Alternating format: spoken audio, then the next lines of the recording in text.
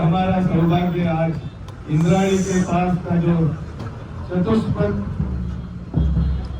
लेन को आज इनके हाथों से लोग के लिए समर्पण हो गया। उससे पहले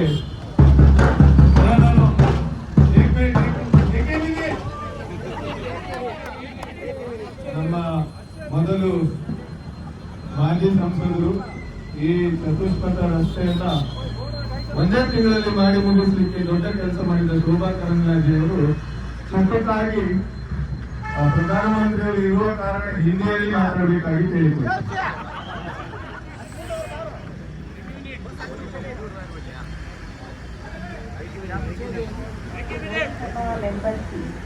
जब मैंने शुरू किया था, आज मैंने हमारा येडियुरप्पा जी से कहा कि हमें लोगों ने मोदी जी को देखकर ही वोट दिया है, इसलिए मोदी जी के हाथों से ये ब्रिज का उद्घाटन करेंगे।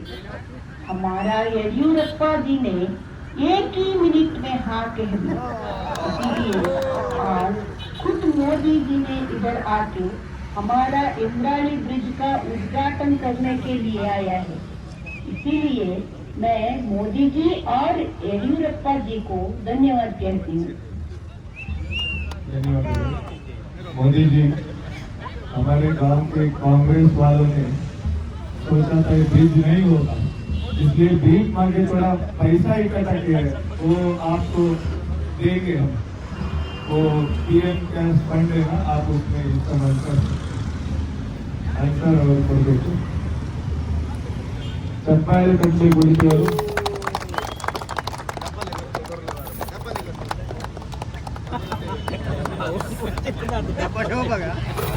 ನಮ್ಮ ಸಂಸದರಾದ ಶ್ರೀನಿವಾಸ ಪೂಜಾರು ನಿನ್ನೆ ಬಂದು 9ನೇ ಸಲ 10ನೇ ಸಲ ಇವತ್ತು ಬಂದು ಉದ್ಘಾಟನೆ ಮಾಡ್ತಾ ಇದ್ದಾರೆ। ಹಾಗಾಗಿ ಈ ಕಾರ್ಯಕ್ರಮವನ್ನು ಇಲ್ಲಿ ಅಂತ್ಯಗೊಳಿಸುವ ಮೊದಲು ನಮ್ಮ ನಗರಸಭೆಯ ಮಾಜಿ ಅಧ್ಯಕ್ಷರು ಮೀನಾಕ್ಷಿ ಮಾಧವ್ ಅವರು ಸನ್ಮಾನ್ಯ ಪ್ರಧಾನಿ ಅವರಿಗೆ ಕತ್ತರಿಯನ್ನು ಕೊಟ್ಟು ಕೇಕ್ ಕಟ್ ಮಾಡಿದ ನಂತರ ಜೋರಾದ ಚಂಡೆ ಮತ್ತು ವಾದ್ಯದೊಂದಿಗೆ ನಾವು ಈ ಚತುಷ್ಪಥ ರಸ್ತೆಯಲ್ಲಿ ಸಂಚಾರ ಮಾಡಲಿಕ್ಕಿದ್ದೇವೆ. ಎಸ್ ಚಂಡೆ.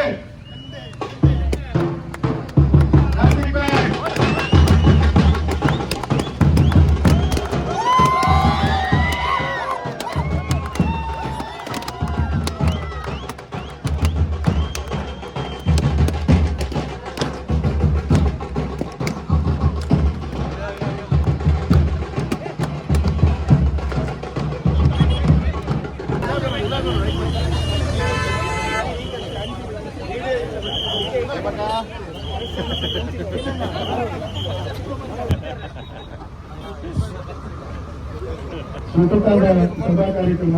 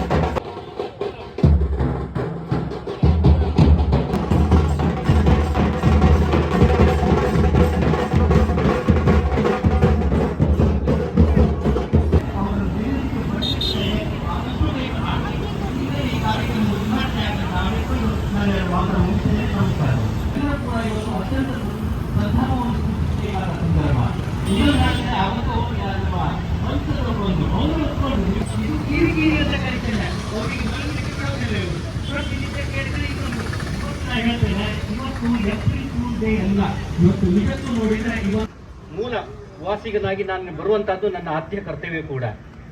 ಬಹುಮುಖ್ಯವಾಗಿ ಈ ಒಂದು ಭಾಗವನ್ನು ದಿನನಿತ್ಯ ಬಳಸ್ತಾ ಇರುವವರು ಇಂದ್ರಾಳಿ ನಾವುಗಳು. ಆದ್ರೆ ನಮ್ಮ ಉಪಸ್ಥಿತಿ ಸಂಖ್ಯೆ ಕಡಿಮೆ ಆಯಿತು ಅಂತ ನನಗೆ ಅನಿಸುತ್ತೆ. ಒಂದು ವಿಚಾರವನ್ನು ಇಲ್ಲಿ ಹೇಳ್ತೇನೆ, ಯಾಕೆ ಕೇಳಿದ್ರೆ ಜಿಲ್ಲೆಯ ಮೂಲೆ ಮೂಲೆಗಳಿಂದ ತಾವುಗಳು ಬಂದಿದ್ದೀರಿ. 2-3 ವಿಚಾರಗಳು ನನಗೆ ಇಲ್ಲಿ ಪ್ರಧಾನ ಆಗುತ್ತೆ.